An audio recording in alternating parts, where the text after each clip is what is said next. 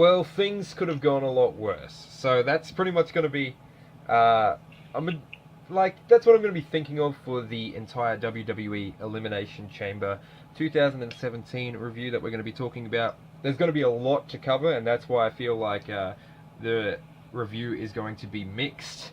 But straight up, I think that the Elimination Chamber match itself was pretty good. How did you feel about the Elimination Chamber pay-per-view in general, just like the concept of it? So I'm not a big fan of the Elimination Chamber just as a match type. Mm-hmm. This one in particular, though, like, there was a hell of a lot of preamble before they got to the actual match, and I feel like it really didn't. They could have had like half of the matches they did, and still would have been fine. Yeah, I completely agree. And to be honest, even though it was on the pre-show, one of the matches we could have done without is Kurt Hawkins versus Mojo Rawley. This match is fucking awful. Like, I feel like what's his name? The guy at WrestleMania 11, I think it was Lawrence Taylor, who fought Bam Bam Bigelow in the main event, the footballer. He did better football charges than Mojo Rawley did in this match, which says something. I mean, when Kurt Hawkins took Mojo out of the ring to throw him against the barricade, there were two people where the barricade was that he was going to use. So he kind of just... like, oh shit. So he kind of just shittily, softly pushed him to the ground. Yeah, it's like back in the ring we go, I guess. Yeah. I mean, and apparently that soft push to the ground was enough for the referee to start counting out and having Mojo struggle to his feet, and I was just like, ah. Also, I feel like it wasn't their fault, but they could have planned that a bit better. I feel that even the WWE didn't really care about this because there was an ad in the middle of their match. Yeah.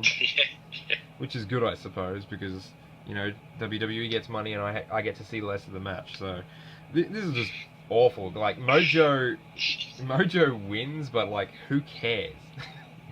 Yeah, it's like, well, there's a reason why it's the pre-show. Yeah. So Jesse, what do you think of either competitor, if anything? I'll see, they're both kind of but Mojo Rawlins has a funny name, so he's slightly more over. He's over because I can get behind that. It being over because he sounds like Mojo Jojo, and that was a cool guy. So you're right, Mojo. This leads us into the actual Elimination Chamber event, not the match, but the pay-per-view itself, and we begin with one of the first of three female wrestling matches, which is Becky Lynch versus Mickie James. Also excessive. There was a lot. What do you feel about this whole... how do you feel like about the women's wrestlers now, Jesse? Like, especially compared to what they used to be in, like, 2000... and let's say 2011 onwards until, like... Back in the AJ Lee days. Back in the AJ Lee days. So, it's definitely improved since then. Yep. But... So there are actually good wrestlers in the fucking championship, like the contest now. Unfortunately, there's also a lot of trash that they feel the need to also put in the matches. Yeah. So every night you'll have like one good competitor with one awful one. It's like, great, so it's gonna be a horrible match by both of them. And like that was every single match. So that's good job, WWE. We had like I feel there's an overabundance of the female wrestlers, like, or at least the overabundance and the need to showcase them, as you said. Well, the idea that they have the two separate, like, you don't have two separate like men's championships. You don't have the Raw and the SmackDown championship going. Well, I mean, why would you like? There aren't enough female wrestlers to split up that extent. Well, I mean, unfortunately, Jesse, they do. Like, Kevin Owens has the Universal Championship, which is now exclusive to Raw, and the championship that we saw on this pay-per-view is the WWE Champion, but now it's exclusive just to SmackDown. So That's so stupid. I don't know. and This fucking. people forgot about mid-card championships for so long that they're just like, why don't we create them? And they're like, but we still have That's not how the it US works. title and the Intercontinental title, and they're like, yeah, but people don't care about those now. We need to make titles that people care about. Oh, just make them care. Not so hard. so Becky It's Lynch. a miss. Becky Lynch and Mickie James had a long mat collar and elbow tie-up, and that continued, and they went out of the ring. And the thing that I really want to focus on here is the fact that they constantly said that Mickie James hadn't wrestled for 7 years. Yeah. And I mean, I get it that they don't like mentioning other wrestling promotions, but like, she has wrestled within. That's just like misinformation. You could say that she has ring rust because she hasn't wrestled recently, and JBL did correct some of the other commentators later by saying, eventually, like towards the end of the match, he's like, hey, she has been wrestling, but yeah, there was I don't know, that bothered me, but there was a good DDT by She's going the same way of RVD. Mickie to Becky when she was entering the ring, and the whole match, Mickie James chose to work the arm of Becky Lynch, which it's good to see storytelling, and it was definitely to constantly see her going back to the arm, which I don't know. It as I keep mentioning, it's always good to see that sort of in-ring storytelling, and when it's done well like that. The more TNA talent they buy, the more often it's happening, which is always good to see. This had the matches and the pay-per-views First Blood when and I think only Blood now that I recall it, that Mickie James on her elbow was bleeding. So not much, but that counts. So for everyone out there that's just like wondering about if there was blood in the pay-per-view, yes, there was, even if it was that. Even if it wasn't the Elimination Chamber facility, which is meant for blood or whatever. The crowd was definitely behind Becky though, and Becky sold her sore arm by having trouble lifting the leg whenever she went for the pin, and sometimes she wouldn't do it, or she would alternate to the other arm. But that being said, Becky Lynch still did win after trading the roll-up pins with Mickie, and I don't know, ultimately it was a good storytelling match. I'd say average to below average. What are your thoughts? It was fine. Like, if that was like comparing to the other women's division matches, that one wasn't half bad. Like that's the only thing good I could say about it, really. I'm fine with Becky Lynch keeping like getting the thing, but I feel like they could have done more with Mickie, but they just choose not to. Yeah. Which is a shame.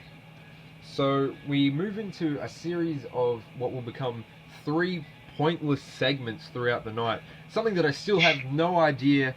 Well, there's some small inkling, but why they had to keep coming back and why they needed to do it all these times, I don't know. But we had fucking James Ellsworth and Carmella just in the, the top of the arena, having popcorn, watching the event, and adding nothing of value to it.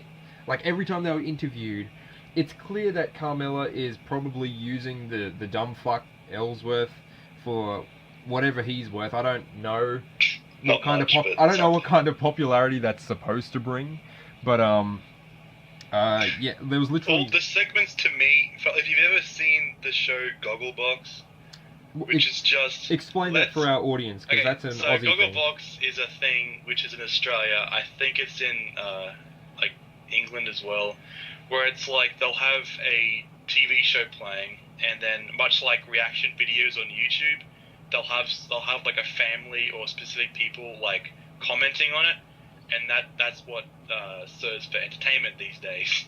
Yeah. That was that segment. And I obviously I've made it known that I'm not a big fan of James Ellsworth, and I haven't really seen enough of Carmella's matches to judge whether or not she's good. But so far, look, I'm not a big fan of either of them.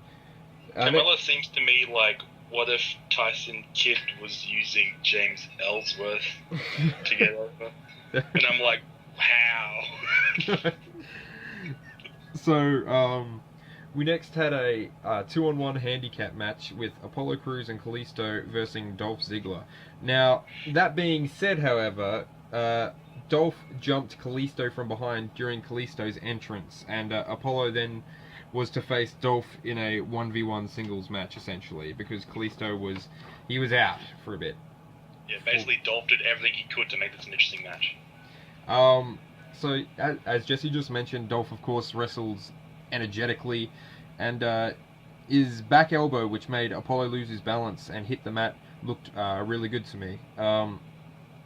It seemed like the whole match was Dolph trying to tell the story of, like, he was trying to really tire out Apollo and constantly keeping him on the mat, just making sure that Apollo's obvious size and strength versus Dolph didn't come into play. And I really, once again, like that kind of storytelling, and it made it interesting to watch, because while Dolph was taking the role of the heel here, it also made it interesting for people just like, sort of, oh, come on, Apollo, just like get up and you can do that. So if you were a fan of him and you were going for him in the face aspect, it works that way too. However, Kalisto did eventually come back out, which distracted Ziggler and allowed Apollo to hit a nice enziguri. Kalisto sold his injury throughout the entire match, which was good. It's always... Look, it's dumb that I have to say this, but there was a long time when people would just fucking no-sell, and some people still do. But, like, Kalisto would really just, like, he would do all of his moves slower, and he would, like, make it look like it was more exhausting and more effort was being put into them. Kalisto would then tag Apollo, and Apollo would come in to win. So, I mean, I thought that was... Look, it was an interesting match, and obviously, like, with... and as you said, Ziggler tried to make it as interesting as possible, but that's just my opinion. What did you think of it? It was interesting to have a handicap match, just the whole idea of a handicap match. I don't give a shit about Apollo or Kalisto, and I really don't care that much about Dolph Ziggler, just because I know he's gonna lose every time. He's like, oh, Dolph Ziggler might win. It's like, no, he won't. Yeah, like, so, like, Dolph Ziggler's in that position that The Miz used to be in. Yeah, except The Miz is being pushed for some reason. I like The Miz. I don't know why. He's like my Finn Balor. I like The Miz, and even I don't know why he's being pushed. No, it's like he shouldn't. He shouldn't be pushed. But he is. So I was gonna say that afterwards, Ziggler in anger attacked Kalisto and attempted to break Apollo Crews' ankle with a steel chair, which unfortunately for the WWE led to a "Thank you, Ziggler" chant. Yeah. So I think Apollo is not as over as the WWE would like him to be. He seems like a likable enough fellow and energetic, but it's just like... It's a running theme for WWE people not to be over. But yeah, and your thoughts on Kalisto, since you were talking about Apollo?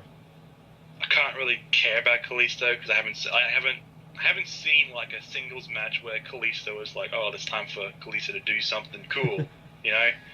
It's always just been like, he's the guy they throw in just because, I don't know, I haven't seen enough of him to feel either way about him, to be honest. And that's fair enough. I feel like he'd be more at home in the cruiserweight division than anything, but yeah, I mean, he's a fucking luchador, right? But, so, we get the self-proclaimed, well, at least the way the WWE was promoting it, getting the Michael Cole right there, WWE, anyway, they promoted this match as a tag team turmoil match, which was Heath Slater and Rhino, also known constantly through the match as Beauty and the Man Beast, which is fucking... If you're not familiar with Beauty and the Beast, he is actually a man beast, so it doesn't actually work. Versus Breezango, the fashion police, or the fashion popo. Like, he has popo on his ass. Like, each cheek is po. So, I mean, I don't know how to describe Breezango. they're extremely flamboyant, and if I'm if I'm gonna be nice and tone it down a bit, I'm gonna just say that they're extremely metrosexual. Extremely so Heath Slater comes out and he enters this match first, and he starts off strong, and he's able to damage and out wrestle both of the members of Breezango, which are Fandango and Tyler Breeze. A nice double head kick by both members of Breezango occur to Heath on the side, but that's pretty much all the offense they really get in. I like Heath Slater's new gimmick. I need this job. I have kids. I have children. I've got kids to feed. It's fucking amazing. My children need mine. Like, I don't know what it is. Like, the New Day can do the same stuff as Breezango, but because that's not their... When they do that, it just annoys me and makes me roll my eyes. But because Breezango are literally nothing but, like, we are the metrosexual characters. I mean, I can just, like... Because you're not supposed to take them seriously, it works. Yeah, that might be exactly it. I was looking for the reason why, but, and it'll lead into why I was going to say that this might be why Fandango giving Heath Slater tickets was hilarious but gross at the same time. Yes, because he's just doing the Rick Rude thrust spin. Just throwing down just fucking dancing and gyrating his hips as he's like putting all these tickets over him. So it's an amazing gift. So anyway, Rhino gores Fandango for the pin, which makes Breezango out. And as with this tag team turmoil, if you're a tag team and you get out, you have to be replaced with the new tag team coming in. So the Vaudevillains come in and they work over Heath as best as they can, but I mean, Rhino recovers and gores one while Heath quickly pins the other, and that's them gone. Like, the Vaudevillains were just in and out. That's what they deserve. Yeah, honestly. But the Usos replaced them, and as we constantly mention, it's just so weird, but the Usos are in their thug gimmick now. It's quite strange. So the Usos came in and replaced them, which led to Rhino to going after Jimmy, but Jimmy is able to hold his own because he's fresh, and something that the Usos were doing particularly effectively in this match were constant tags in and out to try and promote the fact that, yes, we're just, staying fresh, getting breaks and all that stuff, and we're constantly working over the tired team who had just gone through 2 different tag teams. Yeah, they remind me of, like, I dare say, Heart Foundation, how it's like, they have the good fundamentals and everything, but they just have no personality. Yeah, and because, as we were saying during the match, with the Usos having been a tag team for so long, and they're probably one of the only recognizable, stable tag teams. They're tag team specialists. Yeah, exactly. They know what to do. They know how to get the crowd involved. They know how to keep the energy up in a tag team match, and they're just good at what they do. So when Jimmy does take advantage of the exhaustion, which is the story that they were taking, and is able to pin Heath, this causes American Alpha to come out. Now, what are your thoughts on American Alpha? I don't know. It's like, I kind of hate them, but I kind of respect them. I know what you mean. For some reason. I think it's because they have no personality. It's yeah, like... It's like, what do I make of you? Yeah, and it's just like, yeah, you're good at wrestling, but not in the, excellent echelon where it's like you can get by on that. Yeah, like, you're a good worker, but you got nothing else. And I'm told to like you, which, obviously doesn't work with me, because it's just like, yeah, which makes like these guys, because they were in the Olympics. And it's just like... Yeah, they're the shittiest Kurt Angles. Exactly. So anyway, Gable gets stuck in the ring, and he's unable to tag in his partner, Jason Jordan, because the Usos just keep him in there, and every time he tries to get to his corner, they just throw him back into theirs, and once again, good tag team work. So these good frequent tags continue to be made until, obviously, they eventually the American Alpha are able to tag in, and the final pin, which occurs by Gable, wasn't crisp, and it looked a little awkward. But the Usos, since this pin did look awkward and it wasn't done in a sort of impact manner. Sorry, I've just been fired from the WWE for saying the word impact, but I mean, the Usos are free to get up and continue just hurting American Alpha. And so this would become a theme throughout the night, how it's like people would, I think it was said on commentary, sore losers, where a bunch of sore losers. Yeah, like the Usos continue to hurt American Alpha after their loss and pretty much just leave them as scraps for the Ascension. Or so we think. Because the Ascension comes in and even after all the damage that the Ascension, inflicts on the American Alpha, the American Alpha both lift up and drop Victor for the pin. And retain. I mean, I'm just like, thank God, right? I mean, if there was any confirmation that the Ascension suck and even the WWE don't want to do anything with them, it was this. Because not only did the American Alpha wrestle a previous match and they were hurt after their match, and to the point of just being left on the ground, where they were continually assaulted by the Ascension themselves, only to have both of them fucking pick up and drop Victor for the win. So this can be taken two ways, though. It's either how much do they not give a fuck about Ascension, or how hard are they pushing American Alpha? And that's just it. Like, I mean, and once again, it's sort of like, cool, they did it. It doesn't. That's nice. It doesn't leave it's not like super satisfactory, because it's like, yeah, American Alpha do retain their SmackDown tag team titles. Also, that could be part of the problem. Could be because that match just took so long to do. Because it's just like tag teams already take a while because it's 4 people. It's like, oh, but let's have fucking 4 of them come in succession. Right?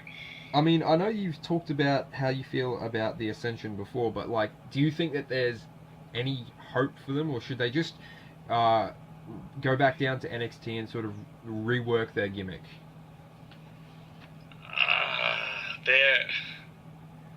I don't like. It's possible that something could be done if they got if the Authors of Pain can get over, surely Ascension can get over. You know what I mean? You would think so. They need to. Mr. Fuji needs to come back from either retirement from the grave. I don't know where he is right now. And like through some necromantic spell, that's how you can save Ascension. I mean, that's what they might have to do, because I mean, apart from that the SmackDown tag team division are so. Heath Slater and Rhino, do you care about them? No, Rhino was my least favorite Spider-Man villain. Breezango. They're alright. The Vaude villains. No. The Usos. They're probably the most legitimate. Yeah. If only they had some sort of just give me something and I'll like you. And that just leaves American Alpha and the Ascension then. American Alpha, just please. Same with the Usos, just they have no no personality in SmackDown. Like the entire fucking stable of SmackDown. Like AJ Styles, and that's it. So, with this in mind, we move on to our second women's match. Man, I feel so old, but there used to only be one women's match per pay-per-view. And that was for the entire roster. But anyway, we move on to Nikki Bella versus Natalya. Ooh. Okay, so... That was hard to sit through. Jesse, I know that you like Natalya. What's your opinion of Natalya now that she's amongst all these other women's wrestlers? I mean, I remember at the time that one of the reasons she was over with you in particular was because she was a wrestler amongst divas. How is she now as a wrestler amongst wrestlers? She can't cut promos to save her life. Like, I want to like you, Natalya. Stop talking. I can't say nothing else I can say. It's just please fix that. Does she... I don't know whether it was the particular feud she's in, but it's just Oh my god, it's just painfully cringy to watch. Does she still wrestle well in your opinion? I mean, that wasn't a good match. I can't think of a single thing that impressed me that she did. I mean, Natalia is also like, she's in full heel mode. She's berating the crowd. She's constantly... Yeah, she's trying to be monster heel, and it's just not... She needs to be a Mr. Perfect heel, but it's impossible because she's not Mr. Perfect. I mean, I will say that Natalia out-wrestled Nikki the whole match, which obviously isn't difficult. But it's against Nikki Bella. But there were lots and lots of... I was calling it Brie Bella the entire time, because I still can't tell them apart. There were lots and lots of taunts. Natalia would, break out a lot of her submission moves and just put them on Nikki, which, it's good to see that what she's known for, and she does that. And Natalia obviously did eventually hit the sharpshooter, but Nikki... She did this one move where it was like a back to belly or belly to... It was something weird, and she did it twice in succession, and I was like, why? Nikki countered out of the sharpshooter, but and placed a submission of her own on, and Natalia got to the rope though. The match then went out. I will say that that steamer hold that Nikki did it looked good. It looks better than John Cena's, who's like... Yeah, I mean, it's not hard to do, but it looked decent. It looked like it was actually painful, and Natalia sold it really well. That's probably the highlight of the match. I'm gonna say that I like Natalia's wrestling ability. She's always gonna be like, I'm gonna go a bunch more lenient on her, because I remember when it was that time of the Divas, and she was the only thing to look forward to in an entire roster, because it's like, okay, we're at least going to get... Dude, when she came to Brisbane, I was like, yeah! Exactly. As for Nikki, I don't know, like she does... It's not like all her moves are awful, and it's not like she does everything horribly. Like, she has a couple of botches here and there, but it's like she's definitely improved over the years. But I don't know. It's still fucking Nikki Bella. She's still like, I don't like her just as a gimmick. I know. I mean, and I know that I feel like her personality extends beyond her gimmick, and I don't know. I just don't like her. I mean, obviously she could. I mean, if she left John Cena, that might actually help. Being completely honest. But anyway, the match went outside the ring for brawling, which leads to a double countout. Nikki speared Natalia on the ramp, and Natalia was actively trying to get that count at the end. She pulled away Nikki so she wouldn't win. And I quote, "Absolutely nothing got settled."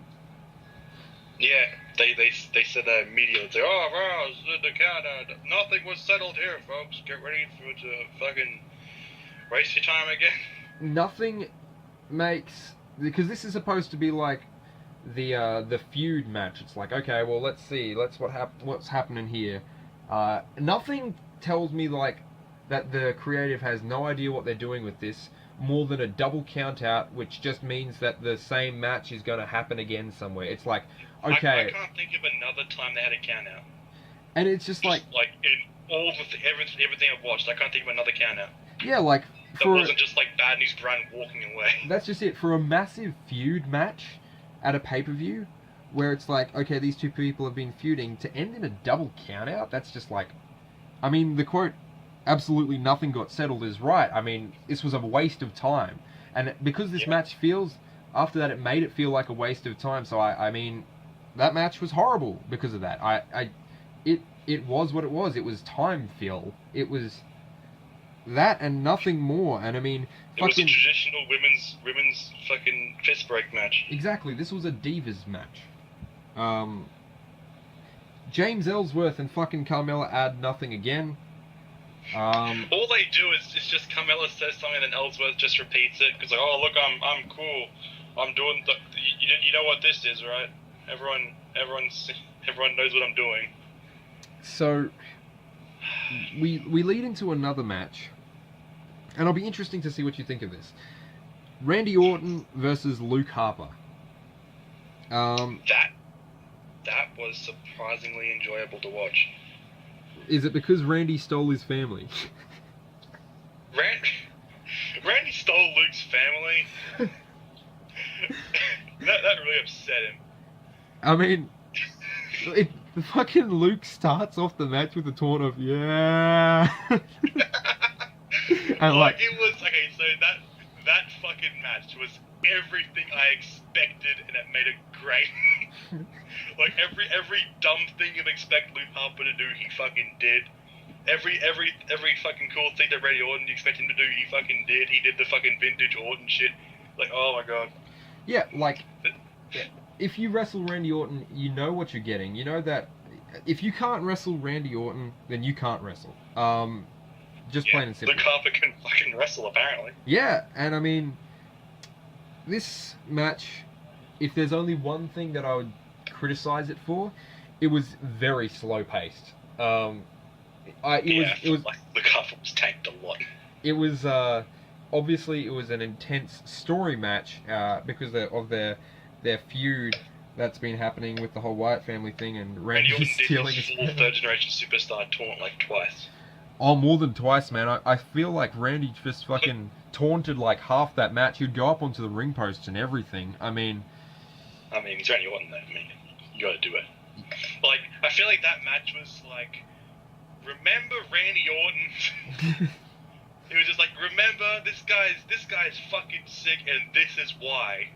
Because, like, it's been a while since we've seen Randy Orton do anything impressive. It's like, fucking remember? Remember he was the fucking third generation superstar? Remember this fucking guy's the Viper? He hears voices in his head? This match was not exactly kind to Randy, though, because this is the first match that he's had to bear the brunt of the Royal Rumble win that he has as well. So, like, I mean, all those taunts would just fucking get people even more riled up, and I feel like that's where Randy Orton's just like, I fucking love my job. It's just like... Like, he was reveling in the heel. And it definitely did. It was deep in there. We got a Let's Go Harper chant, and, yeah... Randy... When you first saw Luke Harper, did you ever think that man's gonna get his name chanted? Randy Orton superplexed Luke from the top rope, and once again, it's like the fucking same old song and dance from the WWE universe. I feel like I shouldn't have to say this, but that does not deserve a "This is awesome" chant. Luke Harper smashed Randy Orton onto a table that didn't break. I mean, I get it that they weren't going for like power; they were going for like these two are just brawling. Okay, so the thing is, like, before the match, like before he actually did like the hit them on the table, Luke Harper was over there like doing something to the table. I think he was like trying to scare all of the commentators off of it, but he forgot to like clear it so he could do a proper like slam onto it. Because if he hit in the middle of those tables, they're designed to smack, like fall apart that way. But he hit him on the corner, so it just stays. It's like, oh god. I will say that the appearance of hitting someone on the corner definitely adds more of a painful like nature to it. On the curtain. But Luke did give a nice set of 2 super kicks to Randy. Yes. And to see Randy getting all dazed, he then went for the pin, which Randy kicked out of just barely, which of course leads into the RKO for the win. It got to a point when I was like, okay, so Randy has been thrown out of the RKO twice now. As soon as he gets that, he's won. And I was like, okay, you just wait. As soon as Luke Harper either goes to the ropes or fucks up a move, he's just gone. And then, like, for like 5 minutes later, you just see, he's out, now there's the RKO, and there he goes. So this match becomes even better in retrospect, because not only was it like an old-fashioned sort of story match, but with what would happen later, setting Randy Orton up to become the favorite son of the Wyatts, and having Luke then exiled, essentially, because, like Survivor. I mean, it's going to be very interesting. So that ends that match, which goes backstage, and we have a backstage segment where Natalya attacks Nikki. during her interview. Obviously, this was done, I feel, to elicit more emotion from their match that never got a response of that kind. They're like, oh look, they're even fighting backstage because the feud wasn't ended, and we're like, we know it wasn't ended. We're well aware that fucking nothing came of it. Even though that match ended, I'm pretty sure, with Natalya running away. Yes, it did. After getting speared by Nikki, she got up and ran quickly. Like, that's not heel behavior, no matter what kind of heel you are. It certainly doesn't make you look threatening. It's No. and especially since she's going for the black heart of the family. Yeah, like her whole angle is, I wrestle better than you, and I mean, when nothing gets settled and you run away, it's just like, yeah, okay. Good wrestling. This leads to what I might say, this might be my personal favourite women's match of the night. Just because of how surprising it turned out to be. I wasn't expecting it, where we had Naomi versus the SmackDown Women's Champion, Alexa Bliss. Yeah, we had the start of the match, which was Alexa just doing a hair flick, like turning around, flicking her hair in the eyes of Naomi, turning her back on her as a form of disrespect, but since the bell had already been rung, Naomi did a quick pin attempt. And the crowd was definitely behind Naomi, but at the same time, there were definitely Alexa Bliss sections as well. It wasn't like a 100% kind of deal. Alexa did something which I haven't seen for a long time, which is just once she knocked Naomi to the ground, she stood on her hair. Just like stood on her hair around her face so that she couldn't get up. And I was like, oh, that's interesting. And I will say for the entire match, okay, first I'll preface this. Naomi isn't exactly the greatest worker. I don't think anyone expects or thinks otherwise to that. As an ex-Funkadactyl, she doesn't have that big of shoes to fill. I mean, that should say it all, really. It's like, what's Naomi's wrestling pedigree? Well, she's an ex-Funkadactyl, and it's like, say no more. I mean, that's just like, okay. I'm well aware of what you're just a cheerleader for another person. Okay. So I don't expect great things. And, I mean, admittedly, my expectations were lowered, so whether or not she exceeded them just because of that, or whether she was doing really well, I'm not sure in this particular circumstance, but I can at least say that her kicks that she delivered throughout the match were very consistently good. Yes, they look really good, actually. And I've got nothing against Alexa Bliss, except obviously she loves Suicide Squad and Harley Quinn, like, but, oh, God. I mean, Alexa seemed very athletic with all of her flips. Alexa was boasting on the rope, which, when she tried to jump down, Naomi knees Alexa, and, quickly flips, Naomi that is, quickly goes up and flips off the rope to land on her and take the belt, just like that. And it was like, wow, I mean, I was not expecting that, especially from Naomi, and it's always good to have one of those matches where you don't expect that outcome, and when something like that happens, you're like, whoa, okay, that's interesting. I don't think this hurts anybody in the match, because Alexa Bliss obviously she wasn't taking the match seriously. She said in all of her promos that, oh yeah, I'm going to win super easily. Even at the start of the match, she almost lost straight away with the hair flick into the eyes and turning the back.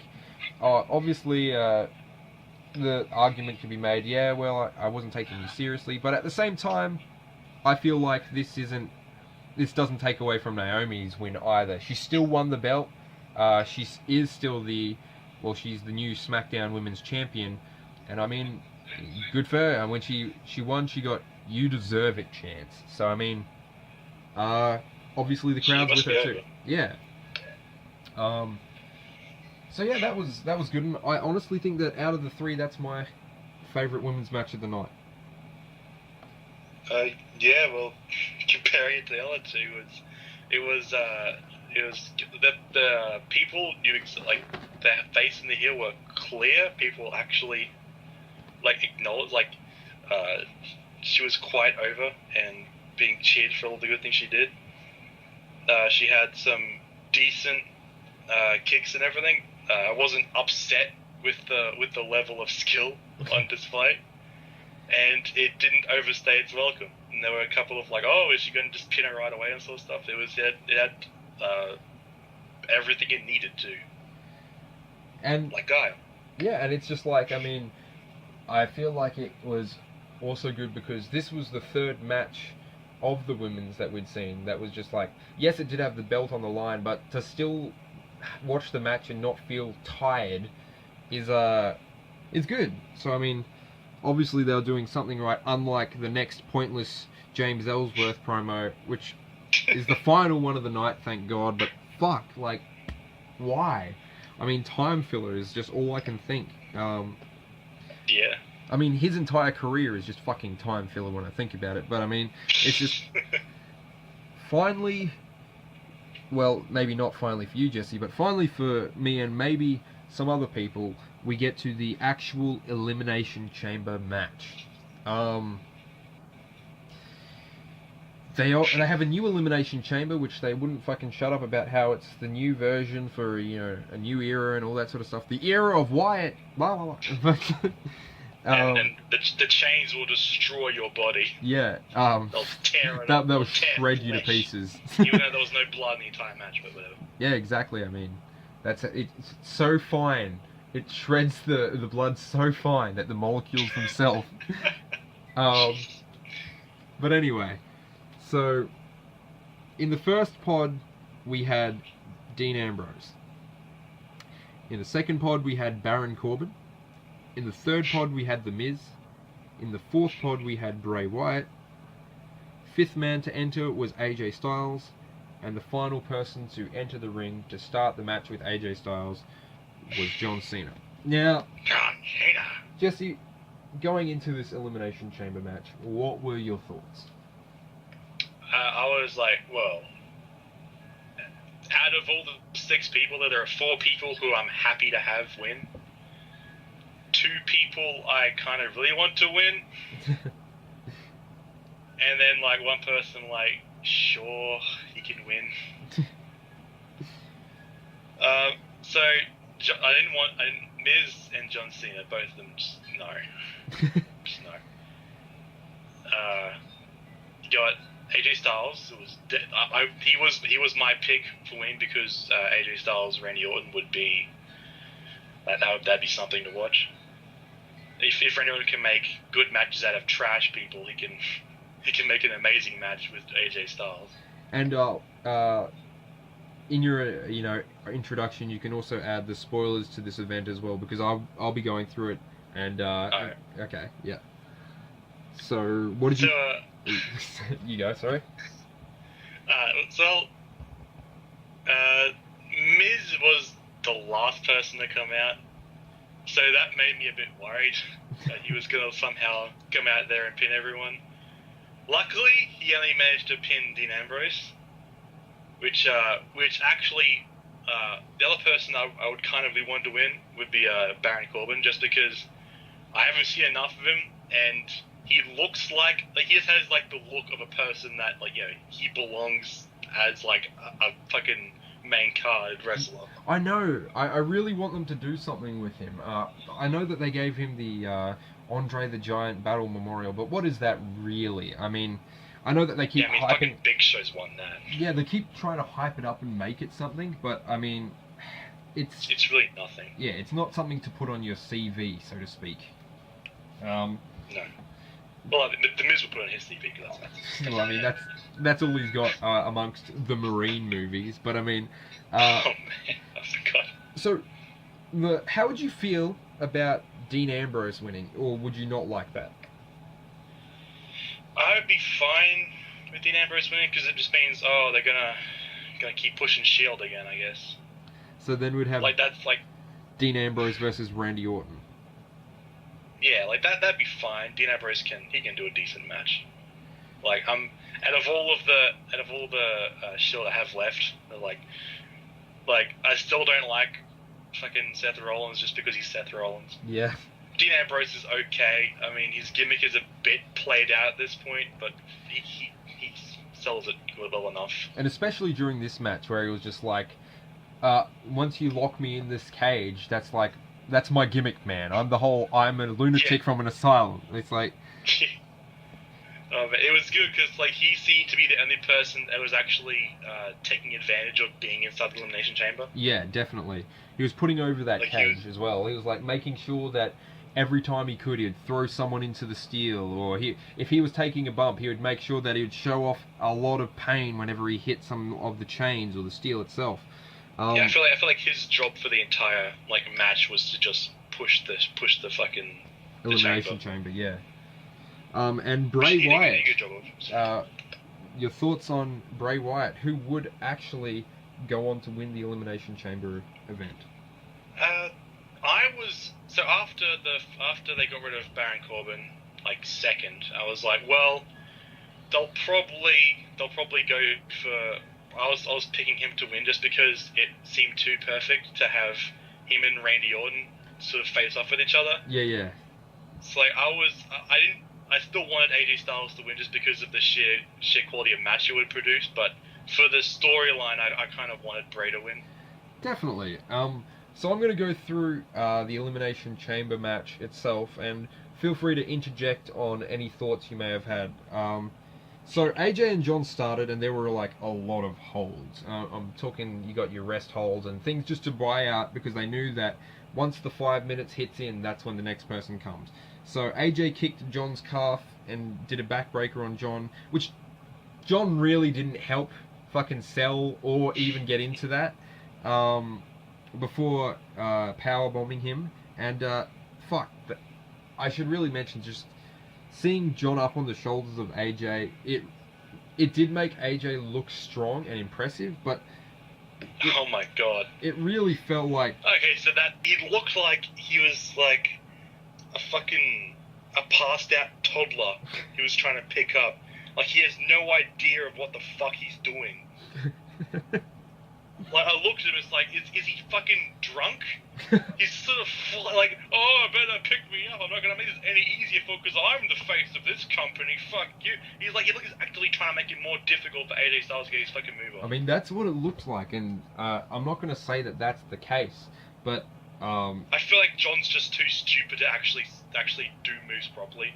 And that's it. I feel like, yeah, people are going to be like, oh, but John did the sunset flip on AJ in this match. And it's like, yeah, but these are the same people who get impressed when it's like he does one move and they're like, he'll do one move extra for 6 months and they'll be like, oh, but that's in his repertoire. He's done that. It's like, okay. That's his repertoire. Yeah, of course.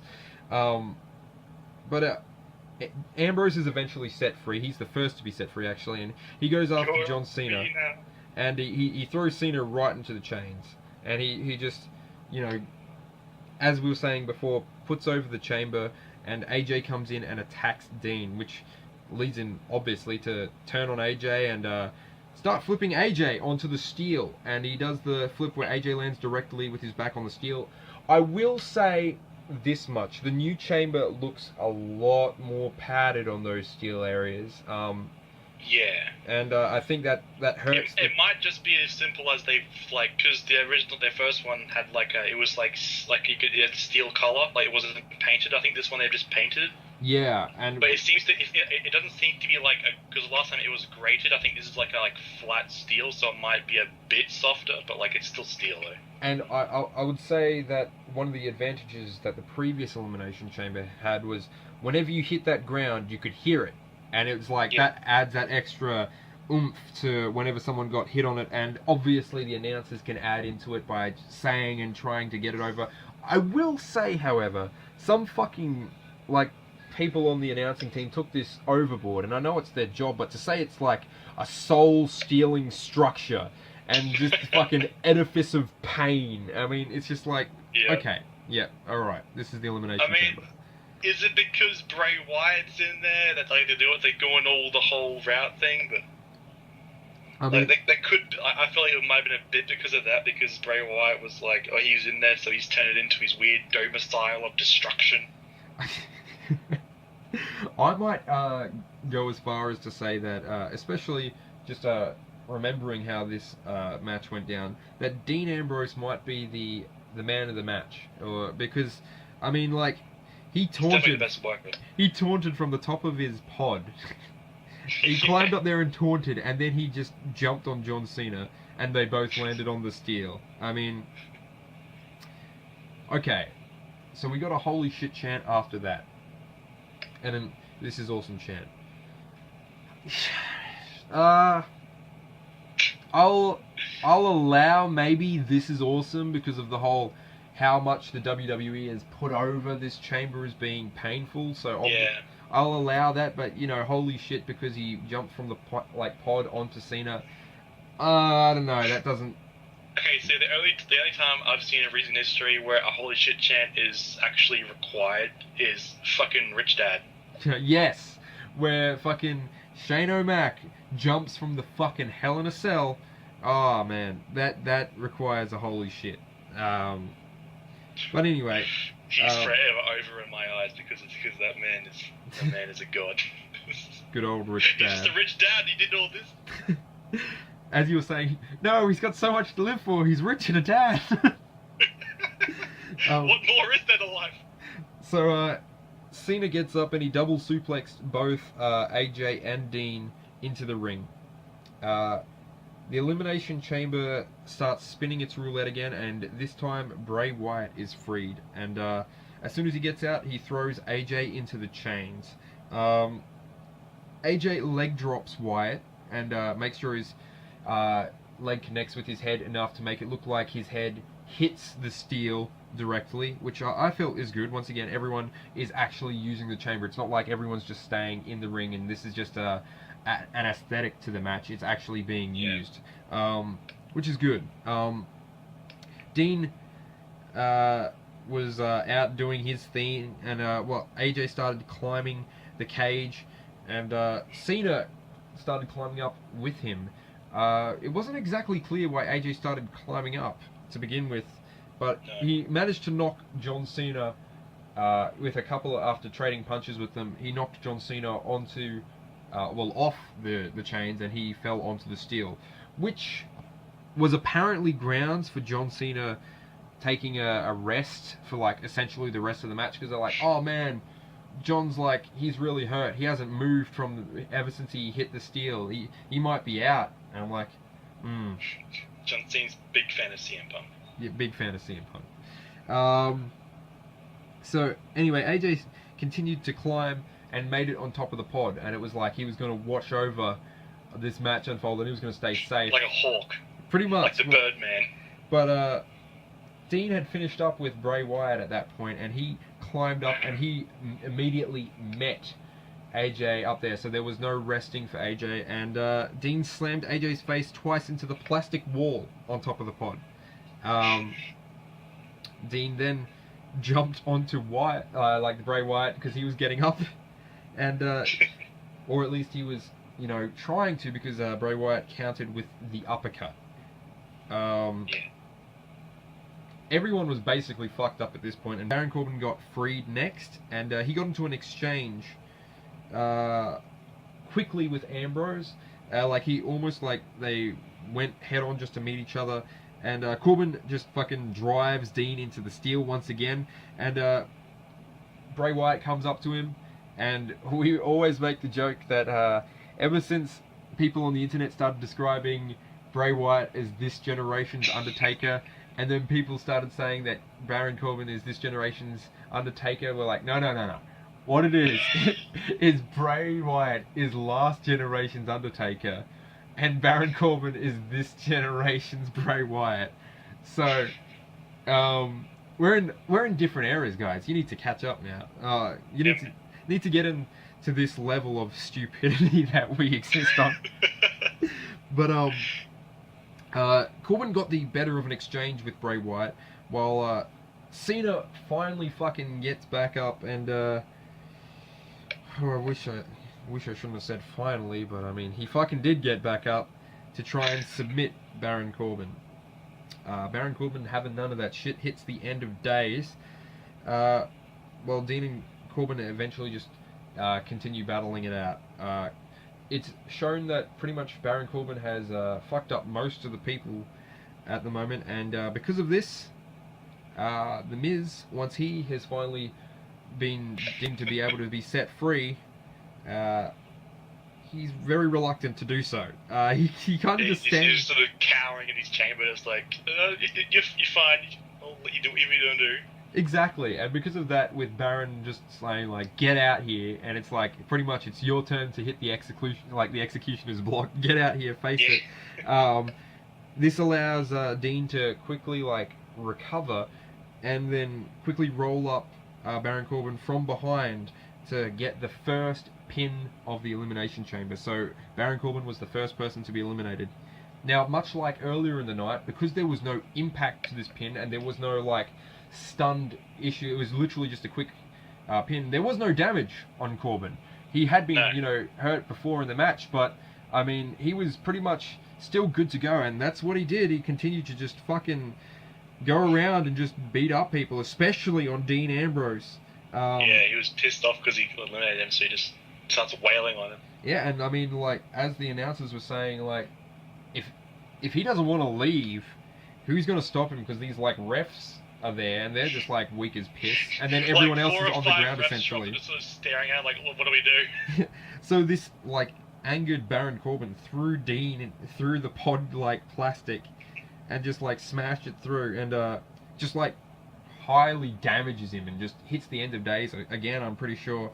In the middle of the ring, and just leaves him there on the floor. Yeah, just leaves him for a cowardly Miz to pin, and that's exactly what it is. Miz just comes in, Miz just runs over, pins, and he's just like, yeah, and since everyone else is still like damaged and everything, Miz just starts kicking everyone, and continues to keep like all three people, like AJ Styles, Cena, and Bray Wyatt, and he just keeps going around making sure that none of them get back up, and he's just doing his thing, and he eventually gets cocky where he goes up and he tries to do a diving crossbody on Cena, and Cena manages to AA him, or grab him and put him in the AA for the pin, the good old standing fireman's carry. He grabs him, so he's in it, so John Cena grabs him, so he's in a position to do a backbreaker or a pile driver or any number of moves.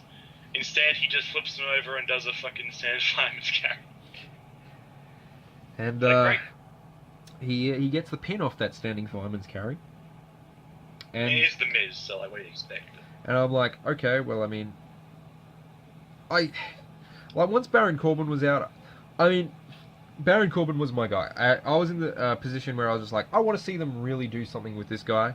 And I think to immediately have, like, Baron Corbin go from, like, he's been doing all these threats, he's shown in a dominant fashion to be like, okay, you're going up against Randy Orton, who is confirmed for being a good worker and can have a good match. And then just like, you're in WrestleMania now. This is your time to shine. If you can't do it here, then you can't do it at all for the rest of your career, and that's it. I mean, it would just be like such an elevated stage. I really just give him a shot. Yeah, exactly. Just give him one chance. And I think it would be really cool because I like Baron Corbin's entrance as well. And I think that it would be cool to see it in WrestleMania where they do all the exotic entrances and that sort of thing. But anyway, AJ and Bray hit and start working on Cena before eventually turning on each other, which causes... well, they go to finish him off, and then Bray Wyatt, I think, turns and hits him instead with a Sister Abigail or something like that. And that gives John Cena enough time to drop power both of them. Yeah. And do the 10-knuckle shuffle, which looked like shit. And it always looks like shit. Oh my god. But anyway, so AJ does the Styles Clash to John Cena. Now, John obviously does not get pinned by this, and he gets out and does an AA of his own. With the fucking... Anyway, so... John then... Fucking whatever, man. John then takes out both again and sets up Bray Wyatt for the standing fireman's carry or the AA once again. But Bray Wyatt is able to reverse his AA into a Sister Abigail for an immediate pin. Oh my god, it was delicious. It was great. Like, I mean, especially this was the moment where they're dangling the carrot out in front of you, like WrestleMania is gonna be shit. If we have John Cena versus Randy Orton, which was the major reason that the the Royal Rumble felt like such a flop because it's like, fuck, we're going back to this again. But to dangle that carrot out and then immediately just be like, don't worry, he's gone. There's no chance of that happening. You see, The Undertaker already tried to save the timeline, but he failed. So it took Last Generation's Undertaker to finally get the job done. So, and that's pretty much what happened. Like, I mean, Wyatt, he just... I was so happy that Bray Wyatt was able to do that, and I was like, fine. It put Bray Wyatt over even more, and then it also like gives him way more credibility. Like, it works so many ways of like, we're happy that he won, and we're happy that he gets to fight Randy Orton, so it makes their storyline even better. Exactly, and now it's like, oh cool, I have one match that I'm looking forward to at like WrestleMania, and it's like, yeah, that's something. Exactly, and I mean, I know that they're going to have like some sick entrance, so I'm looking forward to that as well. Yeah. So Bray Wyatt continued his beatdown while AJ Styles was on the ground, but AJ Styles gets away and he starts channeling his inner M. Bison from Street Fighter. Oh my god, oh my god, he just fucking does his slide across the ring to take out Bray's feet, and fucking then he does his like fucking scissor kick on Bray, and when Bray tries to fucking do his like his spider walk, even then he does what we call his version of the Devil's Reverse, where he jumps on the ropes and then he just comes down. It's like, oh my god, channeling his inner Bison here. But I will say that after he jumped off those top ropes and he landed awkwardly on his arm, which led to the announcers to say, AJ's been hurt by his fall. So when AJ attempts to try and make the jump again, he is caught by Bray Wyatt. His head is caught, and Bray Wyatt is able to do the Sister Abigail immediately into the pin, and Bray Wyatt wins the Elimination Chamber. So, yeah, I'm going to say straight up, great match. The Elimination Chamber match is the match of the night, and it's been a long time since a pay-per-view's main event has lived up to it being the main event. Anyway guys, I can see that we're really over time on this one, so I'm going to quickly say thank you very much for listening to Jesse and I review the WWE's Elimination Chamber of 2017. Hopefully we'll come back and talk more about Fastlane, and hopefully that one's great as well. Until then guys, catch you later.